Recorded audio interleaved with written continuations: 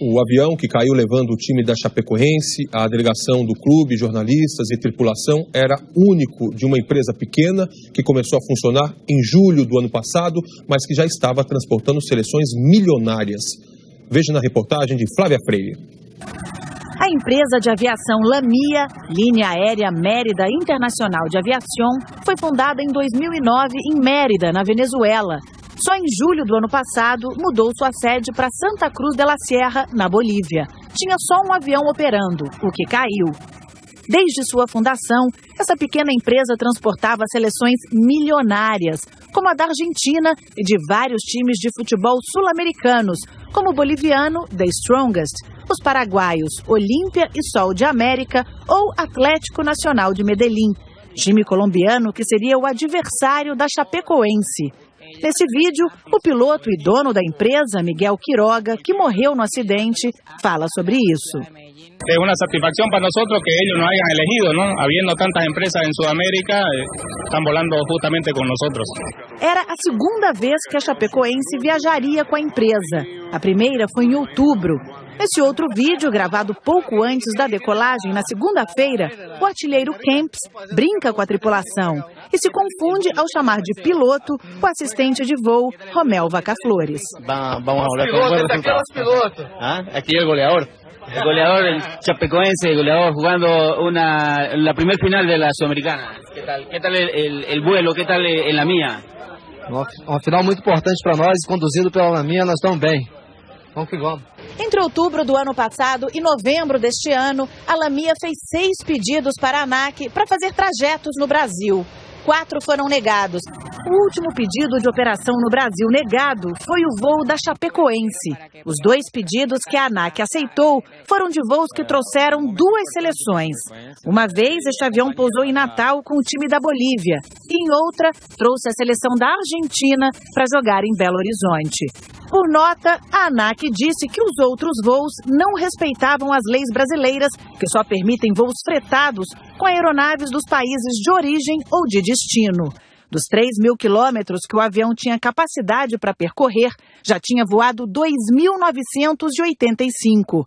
Numa entrevista que o porta-voz da Lamia, Mário Pacheco, deu ontem de madrugada pelo horário de Brasília, ele admitiu essa capacidade, mas disse que isso poderia ser ampliado.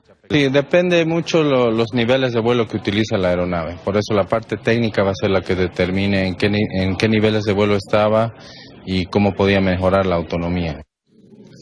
O Jornal Hoje obteve o plano de voo da Lamia que transportava a delegação da Chapecoense e também um documento com o relato de uma funcionária do aeroporto de Santa Cruz de la Sierra, na Bolívia, de onde o avião partiu rumo a Medellín. Por telefone, o repórter Tiago Eltz tem as informações.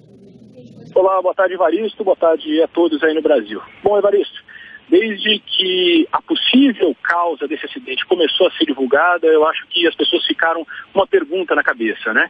Como é que um voo foi planejado e para fazer um percurso que ele não conseguiria, que não teria combustível suficiente para isso, e como é que nenhuma autoridade se atentou para isso e impediu que esse avião decolasse? Bom, os documentos que a gente teve acesso hoje pela manhã aqui em Santa Cruz, na Bolívia, mostram que sim, pelo menos uma autoridade percebeu esse erro e fez um alerta.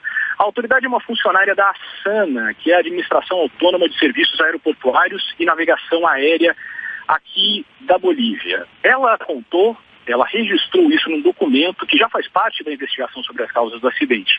Ela disse que recebeu o plano de voo, que a gente também teve acesso, do despachante da Lamia e percebeu que nesse plano de voo o tempo de voo era igual à autonomia do avião, 4 horas e 22 minutos, e que isso não era normal e que isso era um erro. Ela então alertou o despachante sobre isso, mas ele insistiu que havia falado com o capitão e que esse era, sim, o tempo, o combustível e que eles conseguiriam chegar. A funcionária do Departamento de Navegação Aérea aqui da Colômbia insistiu com ele que isso estava errado e que ele precisava trocar o plano de voo. Mas ele respondeu que, para ela ficar tranquila, que eles fariam esse trajeto mais rápido. como ele insistia em continuar com esse plano de voo, acabou desistindo de argumentar com ele. Essa funcionária não tinha autoridade para impedir que o avião passe. Essa autoridade é do Departamento de Aviação Civil, aqui a ANAC da Colômbia. Essa agência de aviação civil ainda não nos respondeu por que esse avião, mesmo com o alerta de uma funcionária, decolou. O que aconteceu hoje pela manhã é que essa funcionária que relatou, que fez o alerta sobre o plano de voo equivocado, foi afastada do trabalho. Evaristo.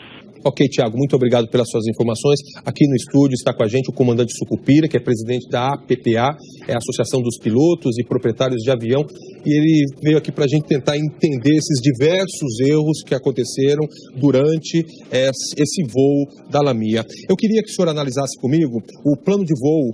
Aí eu queria que o senhor fosse me dizendo o que o senhor tem a dizer sobre essa rota, o que deveria ter sido feito. O plano de voo aparentemente está completo. O plano em si, ele tem o modelo do avião. Que é aquela parte lá em cima. Exato. Do lado, o local de que ele parte, o destino dele e o importante, a alternativa que seria Bogotá. E o tempo de voo que ele teria. O tempo de voo é aquele último, 4h22. Isso. Agora eu quero mostrar outros 3 documentos para o senhor, que a gente vai falando conforme esses documentos forem aparecendo. O primeiro documento, que era da funcionária, que alertou que havia problemas com a autonomia. Vamos ver esse primeiro documento, que é a funcionária do aeroporto alertando problemas de autonomia. Tem um segundo documento, que é quando a controladora alerta que é preciso mudar o plano de voo. E um terceiro documento, que a controladora não insiste mais, depois dela ver a tranquilidade do despachante da empresa. A pergunta que eu queria fazer para o senhor é se essa funcionária do aeroporto de Santa Cruz de la Serra não tinha autoridade para impedir esse voo. Ela provavelmente não, mas ela deveria ter reportado porque esse plano de voo não poderia ser aprovado. Um avião não pode decolar sem autonomia para chegar e pelo menos de alternativa em mais 30 minutos de voo. Ela então errou? Ela deveria ter alertado quem? Quem mandou que ela fizesse? Porque essa investigação que ela fez não é normal. O plano de voo é apresentado, se não tem dúvidas, fica por isso mesmo. Como havia uma discrepância muito grande entre o combustível para o voo e o combustível que ele tinha, ela foi esclarecer perguntando se ele não tinha errado, se ele não tinha que mudar o plano. E ele disse que não, que estava aprovado. E quando ela insiste, ele disse, não, fica tranquilo, a gente vai voar com menos consumo, etc. E tal. E isso não existe em aviação. Comandante, que procedimentos deveriam ter sido adotados para evitar esse acidente? O plano de voo não podia ser aprovado, o avião não podia decolar do chão com esse plano de voo. E depois que aconteceu, o senhor acha que se o piloto tivesse falado a verdade no primeiro momento, reportado à torre que ele estava com problema de combustível, ele teria a prioridade? Completa, porque veja, ele teve 3 chances de sair da burrada que ele fez. Me perdoe a grosseria da expressão, mas é isso. Quando ele passou por Bogotá, os alarmes de reserva estavam sendo acionados e se tocava como se escuta na gravação do áudio. Ele deveria ter alternado Bogotá. Não alternou por quê? Porque ele teria que pagar a taxa de pouso, taxa de decolagem e mais o combustível de Bogotá, que não é barato. Continuou o voo. Quando ele reporta que está chegando e o avião da Viva Colômbia diz que está com um vazamento de combustível e pede prioridade que eles dão, ele devia ter reportado ele a prioridade, porque a dele era sem combustível e ele tinha que entrar em primeiro lugar de todo mundo. Por que ele não reportou? Porque se ele reporta, a multa que caberia na empresa era uma multa muito séria e a suspensão dele como piloto de fazer um voo sem combustível para chegar no destino. Comandante, muita gente viaja de avião e agora muita gente fica apreensiva com esse assunto de combustível. Quando que uma empresa permite que o avião levante voo sem ter o combustível necessário para fazer essa viagem e mais um restante para casos de emergência? Nunca. O avião decola sempre com combustível, como manda o regulamento, para o destino, alternando a alternativa. Caso ele chegue no destino e encontre qualquer situação na pista que ele não possa pousar, ele vai para a alternativa, ele tem que ter combustível para isso, e ainda mais, 30 minutos de voo sobre a alternativa a baixa altitude, quer dizer, com um grande consumo de combustível. Isso é o mínimo que ele tem que decolar, sempre. Senão o plano de voo não pode ser aprovado. A gente tem aqui no nosso telão um documento que é feito pelo representante da LAMIA. Depois dele ter sido alertado da falta de combustível, de não ter o combustível suficiente, ele diz que não precisa se preocupar. Não se preocupe, está tudo bem. Então é ele dizendo que está tudo bem. Nós fazemos em menos tempo, quer dizer, não existe isso. Quer dizer, isso aí é coisa de país das bananas, não é possível. Como é que você vai dizer um ator... E o passageiro que não sabe disso, como é que viaja? Isso é impossível. Quando a gente fala de avião, a gente tem duas coisas numa premissa. O avião, para mim, como piloto, é uma máquina perfeita, com manutenção certa, que voa dentro do gabarito. O piloto é um camarada treinado, reciclado frequentemente, pronto para o voo. Esses são os pilotos que nós temos na nossa aviação e como nós voamos, tanto é que você vê que o índice de acidentes na aviação é mínimo. Nós voamos pelo Brasil todo. Comandante Sucupira, eu quero agradecer a sua presença aqui no Jornal Hoje para analisar esses documentos que a gente recebeu. Muito obrigado, uma boa tarde para o senhor. Boa tarde para vocês também. Muito obrigado. Bom, a gente vai conversar agora ao vivo pela internet com o repórter Tiago Eltz, que o Tiago tem novas informações sobre essas investigações. Tiago, como eu já disse, a gente está falando com você pela internet, portanto, nosso sinal não é 100%. Suas informações, por favor.